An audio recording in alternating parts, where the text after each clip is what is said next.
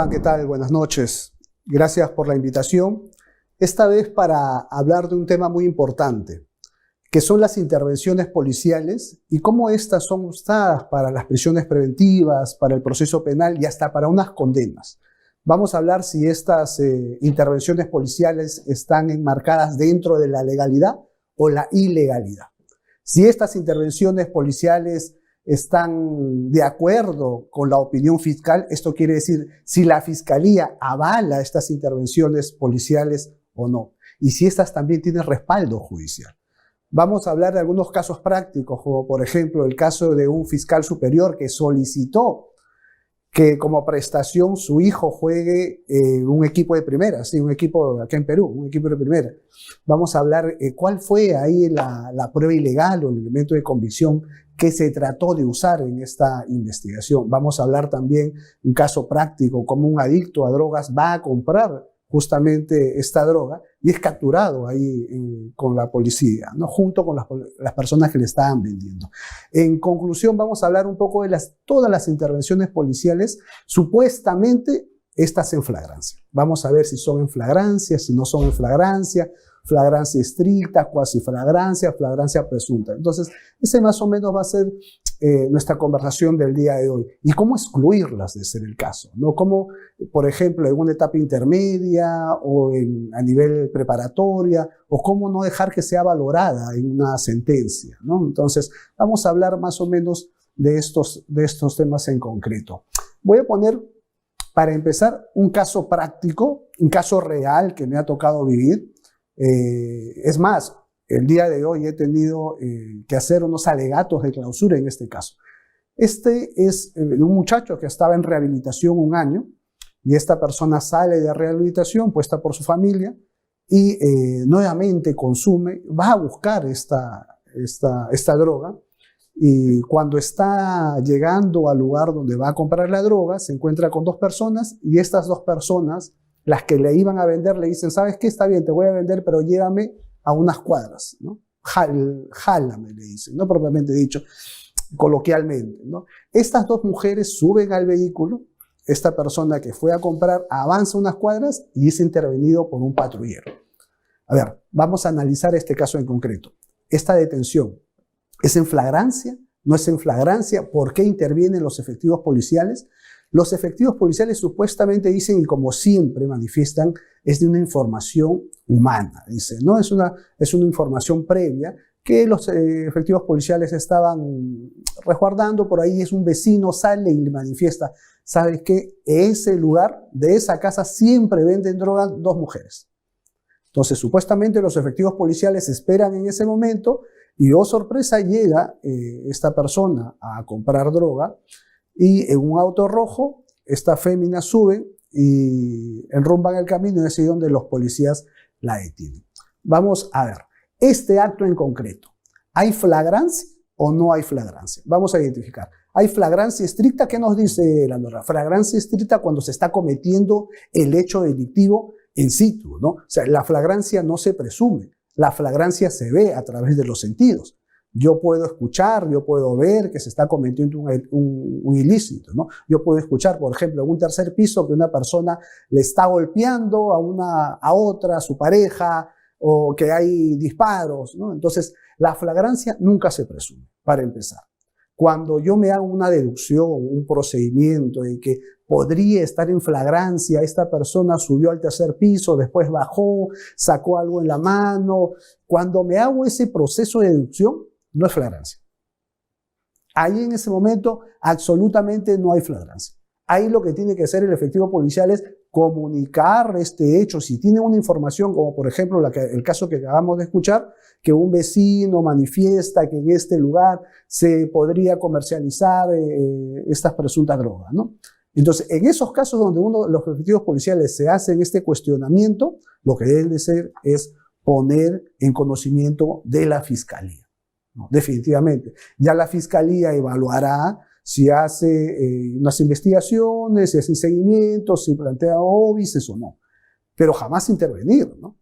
Porque ¿qué cosa tiene en este caso en concreto, por ejemplo, que los intervino? La policía intervino, detuvo el carro, ya sabemos cómo interviene la policía, va por delante, cierra el paso, sacan a estas tres personas, la policía dice que la persona de atrás unilateralmente le dio una bolsa y la bolsa contenía droga. Le hacen un registro al chofer, nosotros ahí asumimos la defensa del chofer, le hacen el registro personal al chofer, no le encuentran absolutamente nada y dice la policía que la persona que iba ayer le dijo, señor policía, yo tengo más droga en mi casa, vamos por favor para que usted pueda verificar. Eso es lo que dice la policía. A ver, en este caso en concreto, cuando nosotros le preguntamos a los efectivos policiales, por ejemplo, al intervenir, antes de intervenir este vehículo, ¿tú pudiste ver la droga? Todos contestaron no. Fueron 6 efectivos policiales. El efectivo policial, ¿usted pudo ver la droga antes de la intervención? Todos. No, doctor. Antes no, pero después sí. O sea, antes no, pero después sí, doctor. En la casa tenían las drogas. Pero antes, no.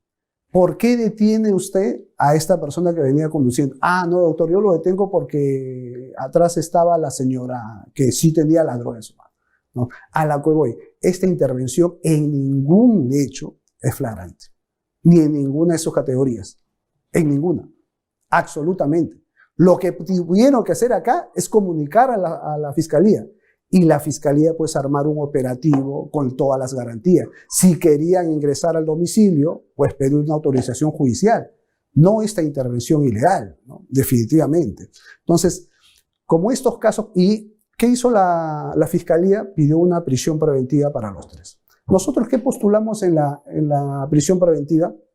Postulamos que tenía que declararse la solicitud de prisión preventiva improcedente, no infundada, sino improcedente. ¿Y por qué improcedente? Porque estos elementos de convicción o estas pruebas que se van a obtener de manera ilegal no pueden ser valoradas por el juez. Y el juez, al momento de fundamentar una solicitud de prisión preventiva a favor o en contra, debe valorar eso, ¿no? Entonces, por eso nosotros mencionábamos en la audiencia de prisión preventiva que no puede ser valorado esta detención, no puede ser valorada las actas de intervención, porque las actas de intervención, manifestaban que se había intervenido en flagrancia. Y como consecuencia de esta detención, pues, se generaron otras actas adicionales, ¿no? Como consecuencia de esta intervención, los efectivos policiales dicen que tenían autorización de las féminas cuando las puertas estaban rotas, por ejemplo, ¿no? ¿Qué necesidad?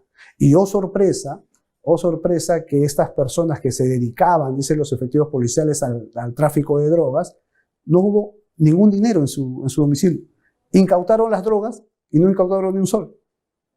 O sea, ¿cómo supuestamente unas personas que se dedican a la compra y venta de drogas no tienen dinero en su domicilio o en su poder, ¿no? Eso es muy cuestionable.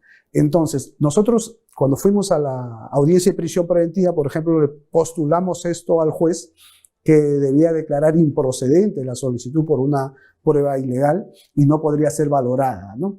El juez nos dio la razón en parte, no declaró improcedente, declaró infundada, porque manifestó que esta intervención era una intervención ilegal. Y le llamó la atención a la fiscalía, en este caso le llamó la atención a la fiscalía y le dijo que tendría que tener más cuidado en cuanto a las intervenciones que ella avala, ¿no? Porque, por ejemplo, de estas intervenciones hay muchas, pero quien avala estas intervenciones son llevadas después al conocimiento de la fiscalía.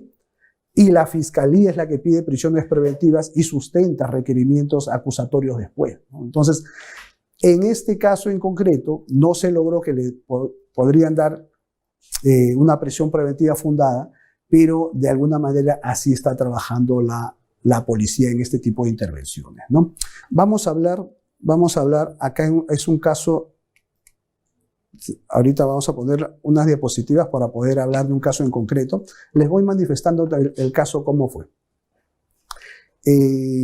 Estos fueron 10 efectivos policiales. Me ayudan con la diapositiva para poder... Ahí está. Vamos trabajando. Este es un caso de Lima Norte. Sorprendentemente, en Lima Norte no tengo nada contra los jueces, pero siempre hay este tema de las intervenciones que se van dando de manera ilegal. ¿Qué pasó en este caso de Lima Norte, ¿no? Bueno, esto lo resolvió la Sala Penal Permanente, un recurso de nulidad. El caso es 656-2019, muy ejemplar este caso, que les va a ayudar, creo, en mucho, ¿no? Hay muchos fundamentos oportunos que tiene la Corte Suprema en cuanto a estas detenciones. Por ejemplo, el caso es el siguiente.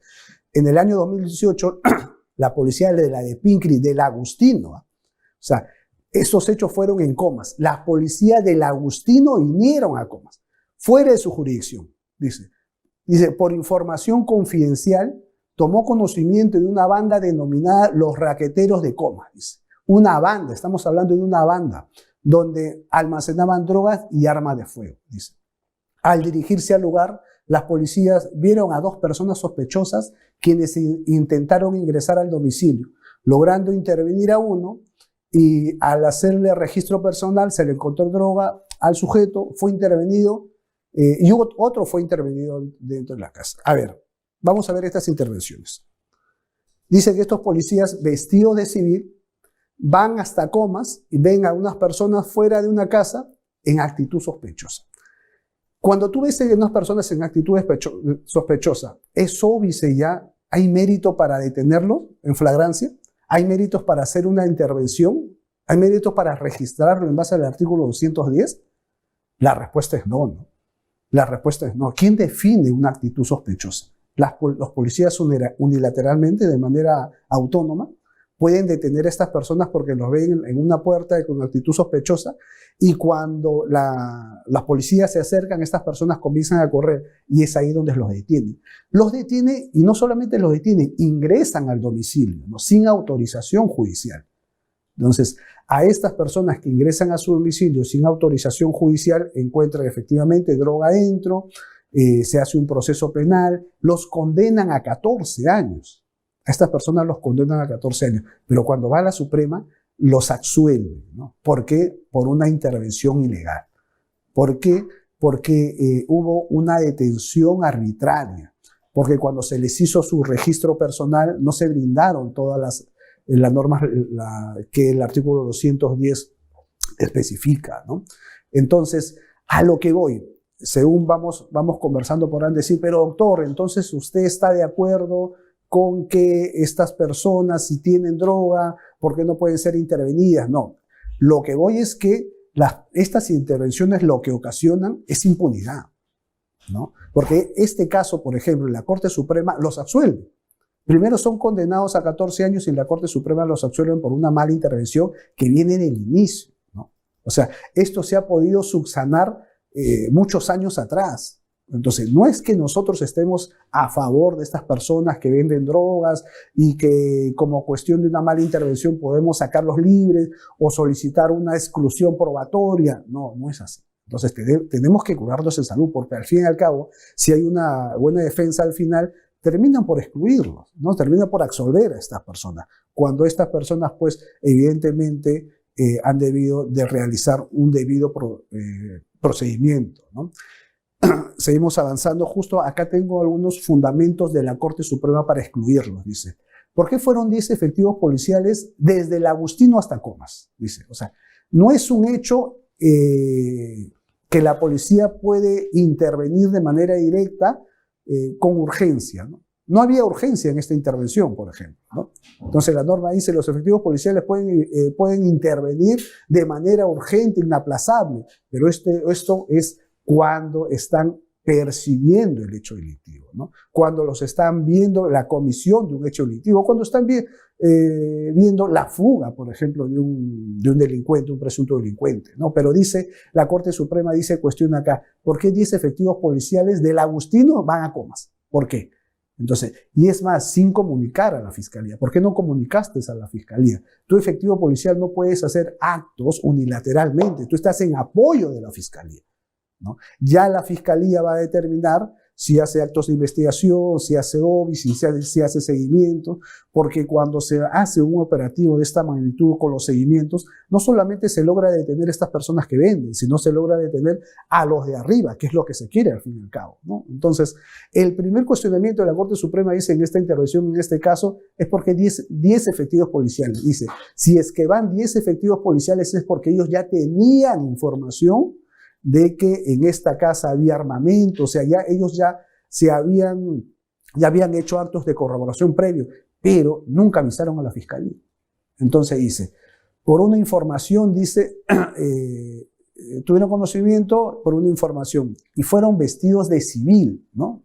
¿Y por qué es importante este dato de vestidos de civil? Digo, porque, por ejemplo, si vienen en un auto y se estaciona de manera rauda y bajan personas y comienzan a correr a estas tres personas, obvio, también pueden correr, no es un instinto. O sea, si vienen unas personas en carro, bajan 10 personas y comienzan a correr donde tú estás, o sea, es lógico que una persona pueda asustarse y correr también, ¿no? Entonces, no es que estaban uniformados, alto, policía, nada de eso, ¿no? Adicionalmente a eso, vestido de civil en 3 camionetas, dice la Corte Suprema, es evidente que no se trataba de una corroboración, porque los policías decían, no, nosotros hemos ido a corroborar si lo que nos manifestaba esta fuente humana era verdad o no. Pero lo correcto y la evidencia es que estos efectivos policiales jamás fueron a hacer este acto de corroboración, ¿no? Los efectivos policiales manifestaban,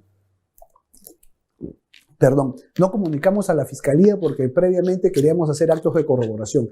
Y si, como producto de estos actos de corroboración, podíamos verificar si la información obtenida por la fuente humana era verdad, comunicábamos a la fiscalía. Pero las evidencias no dicen esto, ¿no? O sea, para que tú saques 3 patrulleros o 13 policías o 10 policías con 3 patrulleros, se arme todo este operativo, es porque ellos ya habían corroborado de manera anticipada, ¿no? Dice, si no se trata de una intervención inminente, dice, ¿no? Pues para verificar la información se requiere solo, la Corte Suprema dice, para hacer una verificación no se necesita de 3 patrulleros, no se necesita de 10 efectivos policiales, se requiere de 2 policías, ¿no? Para que hagan actos de vigilancia, vamos a ver si esto hecho se puede corroborar o no se puede corroborar, ¿no? Entonces, ese es uno de los cuestionamientos por cuales, o eso es uno de los fundamentos por cuales la Suprema absuelve a estas personas luego de varios años y hasta cuando habían sido condenadas a 12 y 14 años algunas, ¿no? Otro de los fundamentos de esta Corte Suprema dice, de la Corte Suprema en el fundamento 4.7, si existía una información de una organización tan peligrosa, resulta necesario que la policía comunique de esto a la fiscalía para que garantice la legalidad. Si existió la necesidad de ingresar al domicilio, se debería obtener los permisos judiciales, dice, ¿no? Entonces, los efectivos policiales no pueden ingresar a un domicilio sin estar en flagrancia, no por mandato judicial o en flagrancia. En este caso es evidente, pues, que no estuvieron en flagrancia en ningún tipo, ¿no? Dice, seguimos con estos fundamentos de la Corte Suprema que son muy importantes para los casos, nos van a ayudar muchísimo en los casos prácticos, porque siempre nos va a llegar a los despachos, doctor, ¿sabes qué? Hay una detención. Doctor, me ha venido una prisión preventiva. Entonces, lo primero que vamos a verificar nosotros si la detención ha sido legal o ilegal. Si la detención ha sido dentro de los márgenes que el Código Procesal, dentro de los márgenes que estipula. Y hablo del Código Procesal, ¿por qué? Porque no solamente es la detención, sino son las intervenciones. Por ejemplo, el registro personal. ¿Cómo te hacen un registro personal, ¿no? Para empezar, el registro personal, si tú quieres registrar a una persona, los efectivos policiales no pueden venir de frente y sacarte lo que tienes en los bolsillos o abrirte la maletera del carro. Primero deben informarte a ti. ¿Por qué que ellos tienen estas razones fundadas para que quieran hacerte un registro personal, ¿no? Por ejemplo, ¿sabe qué? Hemos tenido conocimiento que acá a 2 cuadras ha habido un robo y como producto de ese robo, pues hay 2 personas que están vestidas con capuchas de color negro, tienen gorras, tienen zapatillas blancas y nos han descrito las similares características que usted tiene. Y también que mantienen una mochila en la mano, ¿no? Entonces, por esos fundamentos, por esas razones plausibles que le estoy manifestando, que tenemos informaciones de hace 10 minutos que han ocurrido los hechos, es que solicitamos para usted hacerle un registro personal. Una vez que le explican el por qué le quieren hacer el registro personal, lo tienen que invitar. Usted, de manera unilateral, puede sacar lo que tiene en sus bolsillos, puede sacar lo que tiene o dentro del ambiente, ¿no? Esto dentro del ámbito de la persona se extiende también al vehículo, ¿no? Entonces, número uno, tienes que explicarle por qué le tienes que hacer este registro penal, ¿no? Número dos, tienes que decirle que ellos mismos tienen la posibilidad de exhibirlo. En caso a la negativa, recién ahí los efectivos policiales podrían hacerlo, ¿no? Número tres, tendrían que decirle que ellos pueden llamar a un familiar, a una persona que ellos decidan. ¿Para qué? Para que de alguna manera se pueda verificar que estos actos son legales o ilegales, ¿no? Porque tenemos muchos casos de siembra de drogas, etcétera, ¿no? Entonces, esos son uno de los procedimientos que se tienen que hacer para la intervención según el artículo 210, ¿no? Entonces, si la persona dice, bueno, no tengo ninguna persona, un familiar cercano que pueda acudir de manera inmediata en estos momentos, entonces eso se pone en el acta. Pero no es porque esto lo dice el policía cuando va a declarar. El policía no puede decir cuando va a declarar, yo le dije por qué lo intervine, yo le dije que podía exhibir los bienes, yo le dije que podía llamar a un familiar si quería estar en ese momento de la intervención. No es porque lo dice el policía. Esto lo debe de plasmar en un acta. Entonces, los policías tienen, por ejemplo, siempre una tabla, y en esa tabla tienen intervenciones, ¿no? Intervención personal, registro vehicular, pero dentro de las intervenciones, el registro personal, ellos tienen un cliché en su tabla. Tienen un cliché que dice el 210 y ya está. Es lo único, creo, o algunas cosas que lo tienen a computadora, ¿no? Como decir, por ejemplo, ya te puse el artículo en el acta, es como si yo te hubiera dicho los fundamentos por los cuales te quiero hacer el registro personal, o te estoy diciendo que tú tienes la oportunidad de exhibirlo, o también te manifiesto que tienes la oportunidad de llamar a alguien que esté presente en ese momento. Muchas veces se utiliza este cliché como para fundamentar que ya lo realizaron, y no es así, ¿no? Entonces, esto tiene que estar plasmado en el acta. Por ejemplo, bueno, se le manifestó que tenía la posibilidad de llamar a un familiar para que esté presente en el registro personal. Entonces, bueno, y esta persona manifestó que no tenía nadie, o si no, efectivamente nos brindó un número telefónico, lo llamamos, pero no llegó en un tiempo prudencial, ¿no? Entonces, todo eso tiene que estar plasmado en el acta, ¿no? Podrán decirle, pero doctor, hasta esperar que venga una persona a pedirle que exhiba lo que tiene dentro, pero son derechos de todas las personas, ¿no? Entonces, estas personas no son intervenidas en flagrancia,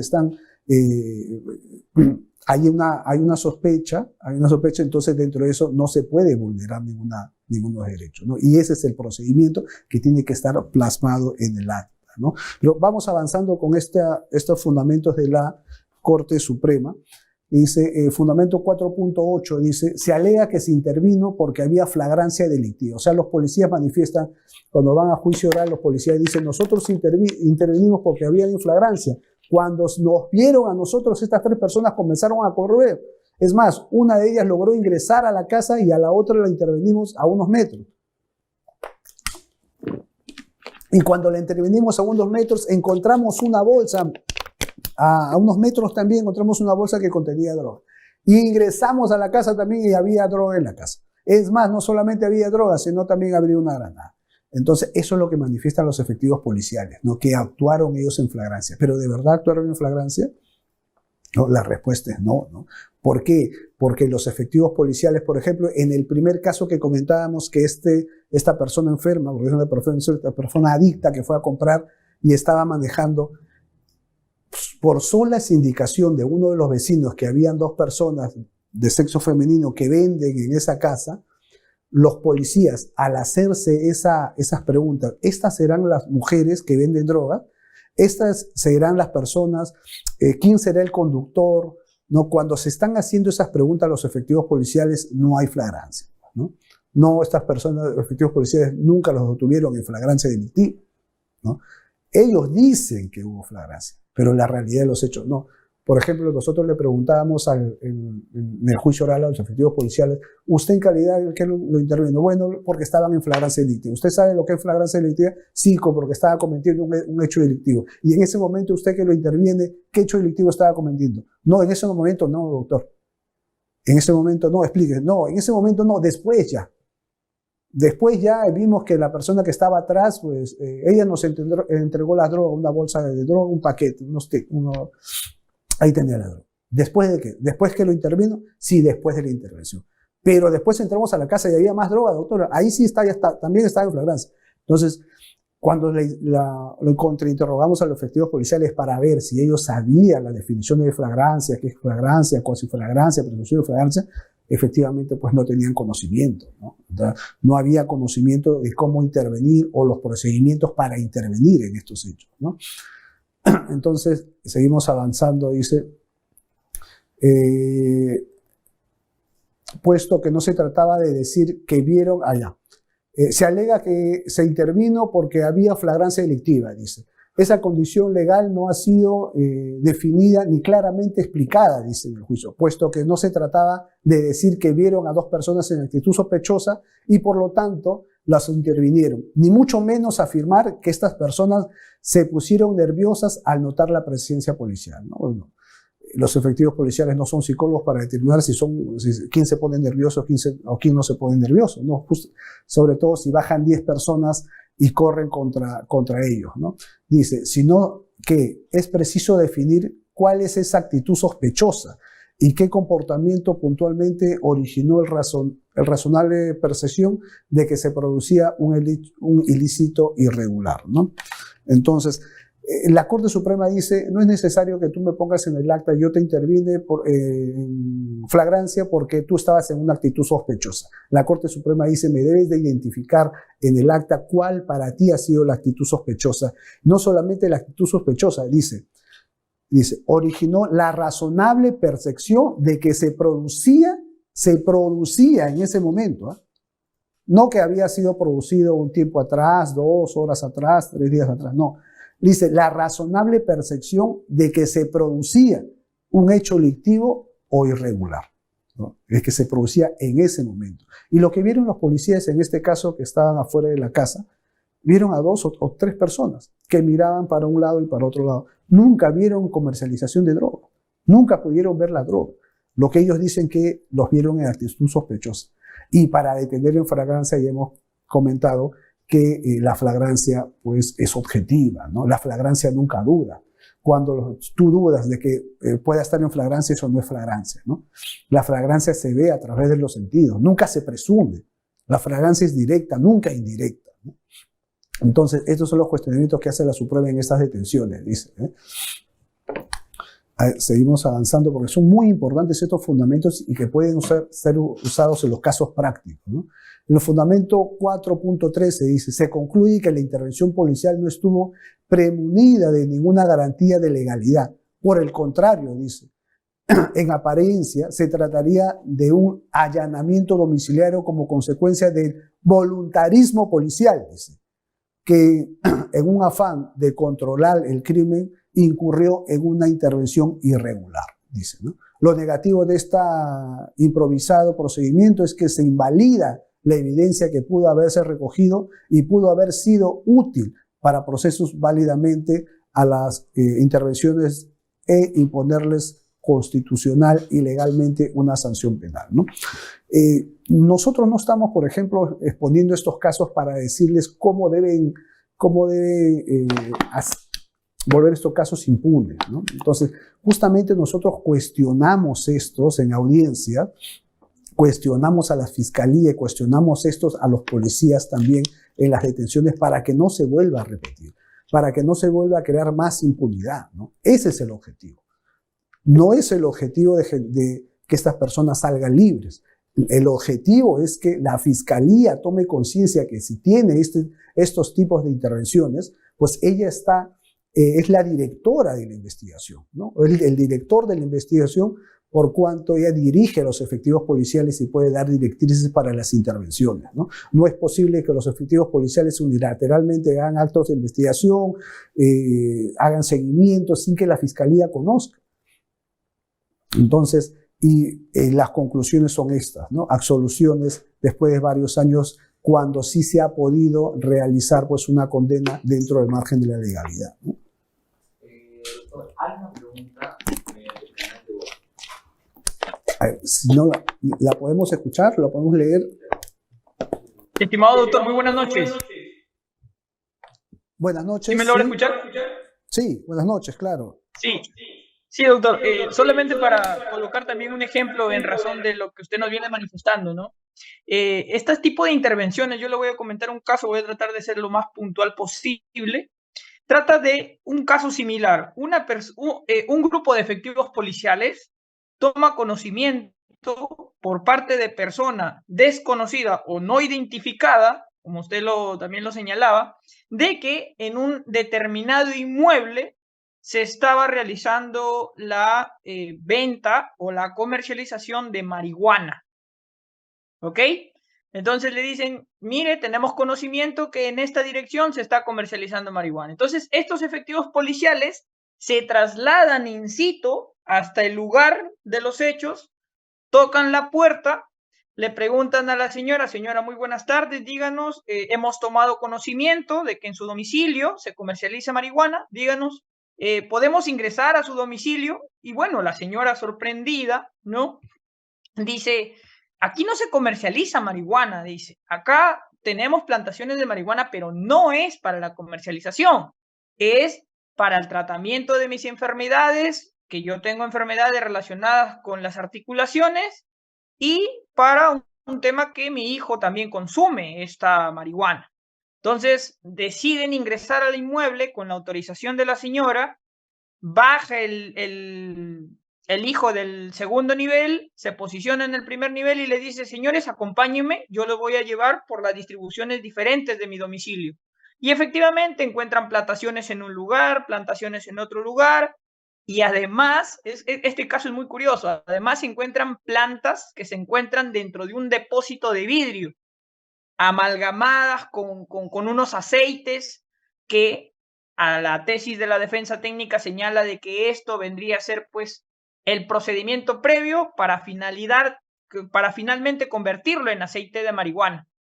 Entonces, se le imputa, primer delito, la siembra compulsiva, ¿no? Porque sí habían, si mi memoria no me falla, habían 41 plantaciones de marihuana de diferentes tamaños. El delito de siembra compulsiva de marihuana, pero además el delito de comercialización de marihuana. Y aquí voy a dar los datos del caso, a efectos de que quizás también usted pueda hacer un comentario. Primer escenario es que el registro de personal de la señora no se realiza por un efectivo policial que corresponda a la dependencia policial que correspondían los efectivos policiales que intervinieron. ¿Por qué? Porque como se trataba de una dama, tenía que intervenir una mujer. Y resulta que en la dependencia policial de estos señores no había una mujer. Tuvieron que solicitar a otra dependencia policial para que llegara la mujer. Uno. Dos, que cuando efectivamente se lleva a cabo ya el descargo de la información, los efectivos policiales nunca supieron decir quién era la persona que le había proporcionado la información. No obstante, alegar la flagrancia delictiva, porque eso es lo que ellos señalaban, no había ese dato histórico, podría decirse, ¿no? Ese dato objetivo. Después, se realiza la intervención del teléfono por parte del Ministerio Público.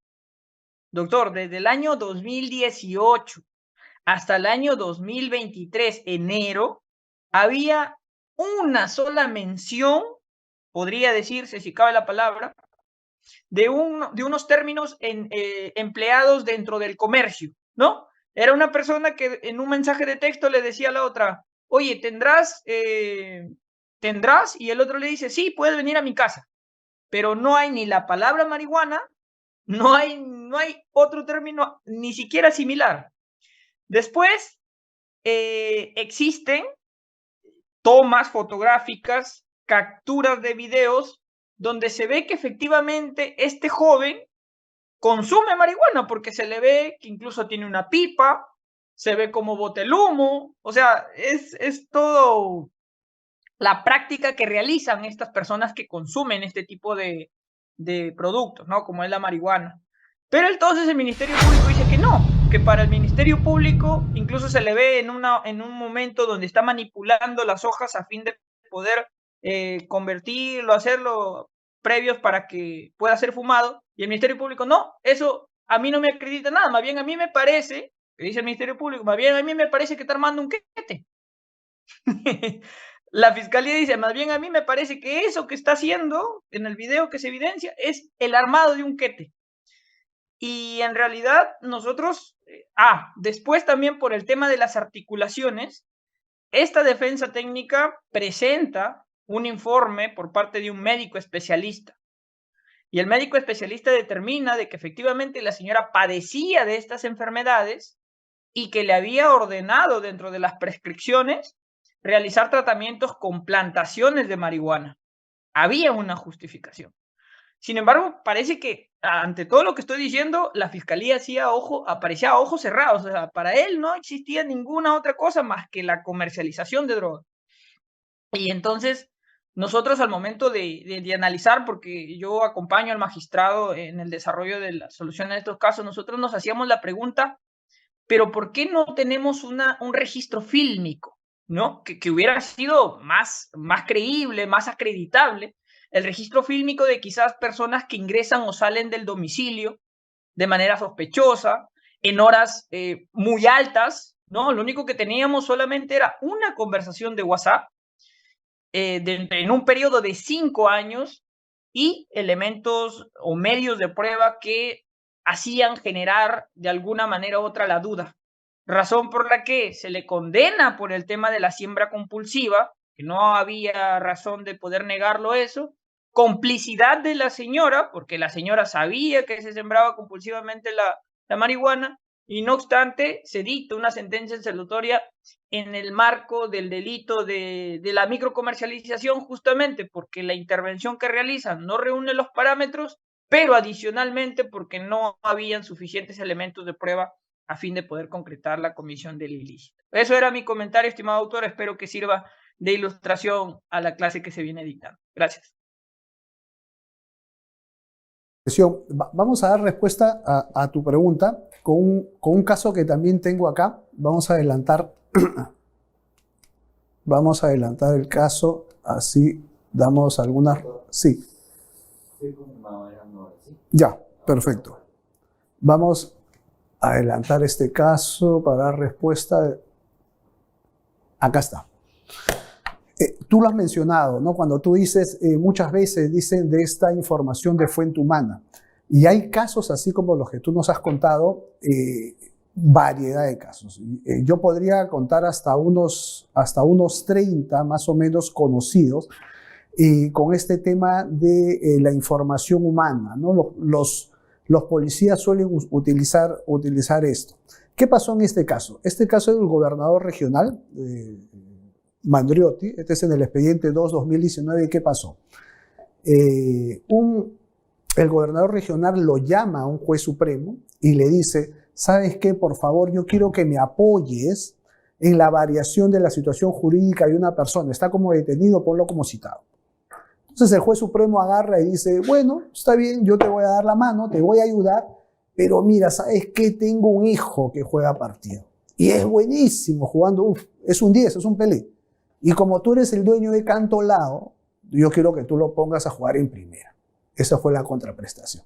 ¿Y qué pasa en este caso? Efectivamente, acepta y esta persona, el hijo del juez supremo, comienza a jugar en Cantolao.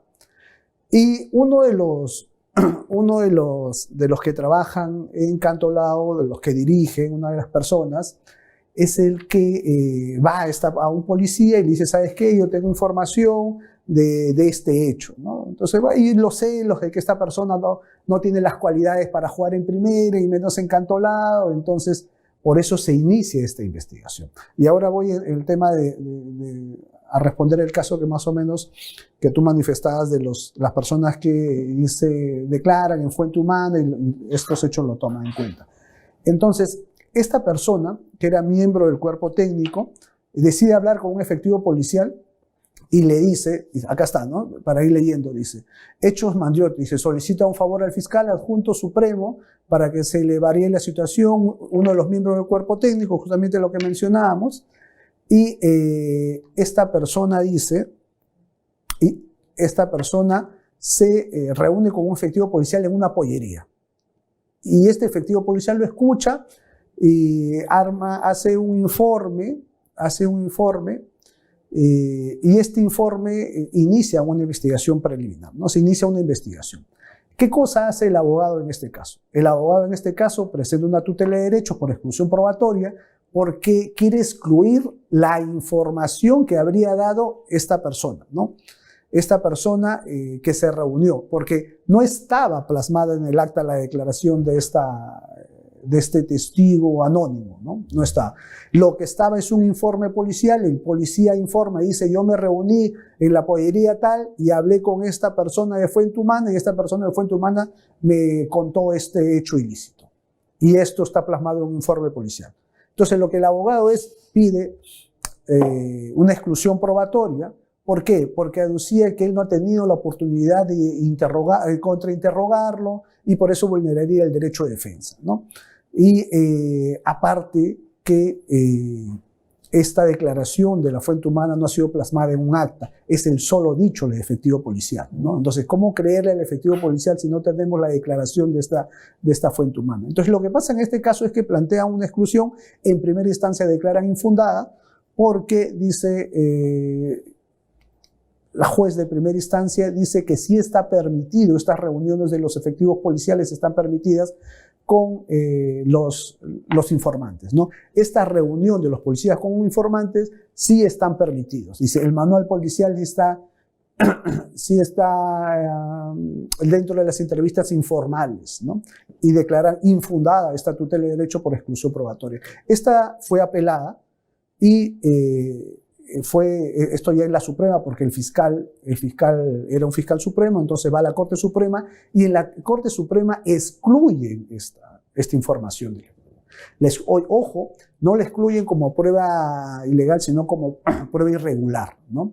Y en los fundamentos para excluirla, por ejemplo, en todos los casos que podríamos, porque ya se ha hecho un cliché de los efectivos policiales, que ponen, no, información de Fuente Humana, es que como llegué, por ejemplo, en este caso que doctor, usted no manifiesta, en este caso también han dicho que llegamos de Fuente Humana y cuando usted me manifiesta, ¿por qué no fue grabado? ¿Quiénes entraban? ¿Quiénes salían?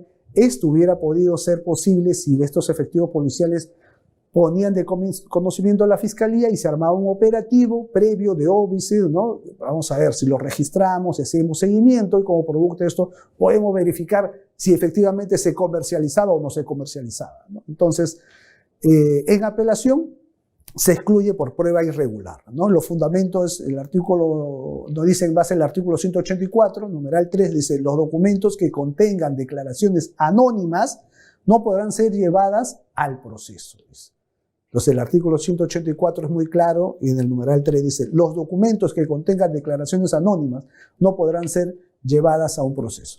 Y la Suprema decía, fiscal, si tú quieres que un testigo declare, llámalo a declarar. Tómale su declaración, tómale la firma, que dé, aparte que todos están obligados a venir a declarar a un proceso penal, a una investigación. Entonces, no me puedes decir tú que esta información es una fuente humana y puedes utilizarla para pedir requerimientos, ¿no? Porque el artículo 184 es claro. Entonces, la Suprema revoca esta decisión de primera instancia y la excluye. Dice, las reuniones no están normadas en el Código Procesal Penal, sí las declaraciones, dice la Corte Suprema, ¿no? Tú no te puedes reunir fiscal o policía unilateralmente con quien tú quieras y esta pueda ser usada en contra de los investigados, ¿no? Las reuniones. Lo que sí está regulado por el Código Procesal Penal es las declaraciones. Llámalo, dice la Corte Suprema. Si quieres utilizar su declaración, llámalo para que declare. Y si hay, en el hipotético, algún miedo para esta persona contra su vida, entonces ponlo como testigo protegido. Pero no solamente tú me puedes decir, pues, es una persona que oculta su identidad por miedo y punto, ¿no? Me tienes que decir tú cuáles son estos hechos objetivos que te generen a ti pensar que la vida de esta persona corre peligro, ¿no? Entonces, no es unilateralmente que pueda decir, ya lo pongo como testigo protegido, sino que tienes que fundamentarlo por qué, ¿no? Y la Corte Suprema también dice en el artículo dice que el artículo 163, numeral 3, dice, si los informantes no son interrogados como testigos, la información dada por ellos no podría ser revisada o utilizada, dice. También otro fundamento es la policía, luego de tomar conocimiento de la noticia criminal, esto es lo que decíamos, debe de dar cuenta de manera inmediata al fiscal. Esto es lo que en muchos casos la policía no hace, ¿no? La policía todavía se ha quedado con ahí esa herida que le quitaron a ellos el manejo de las diligencias iniciales, ¿no? Ahora quien dirige la investigación es la Fiscalía y yo soy un brazo de apoyo, pero dice el artículo 67, inciso 1, dice: la policía, luego de tomar conocimiento, debe dar cuenta a la Fiscalía de manera inmediata. Por eso, cuando la Fiscalía toma conocimiento de un hecho irregular, no puede quedarse pensando, ¿no? ¿Estaremos en flagrancia? ¿No estaremos en flagrancia? ¿Voy, intervengo, no intervengo? No, no es la toma de decisiones en ese sentido. La policía puede intervenir cuando se encuentra directamente observando un hecho delictivo, ¿no? O sea, tiene que estar viéndole objetivamente. No debe haber presunciones en este caso, ¿no? Entonces, y de todo esto debe sentarse, dice el artículo 68, en el acta de denuncia verbal. Dice: toda persona citada como testigo tiene el deber de concurrir. No basta con decir tengo temor, ¿no? Más o menos, y de esta manera, dice el artículo 67, la policía solo puede hacer unilateralmente actos urgentes, esto es lo que mencionaba, actos urgentes e inaplazables, siempre bajo la conducción o conocimiento del fiscal, ¿no? Entonces, podemos excluir estas declaraciones de las fuentes humanas siempre que encontremos, por ejemplo, un requerimiento acusatorio. En las observaciones podemos cuestionar estas pruebas que se ofrecen en un eventual inicio de juicio oral, en etapa intermedia, o en preparatoria también, exclusión, ¿no? Entonces, sí se puede cuestionar estos hechos irregulares por parte de la Fiscalía, ¿no? Lamentablemente el tiempo nos ha ganado. Tenía ahí varios casos prácticos también para comentarles, pero se pueden quedar las positivas, se las podemos enviar si alguien lo solicita. Hay otros acuerdos también por la Suprema que nos pueden ayudar en estos casos en concreto, ¿no? Muchas gracias por darme la oportunidad de llegar a ustedes. Yo encantado de estar en otra oportunidad. Gracias.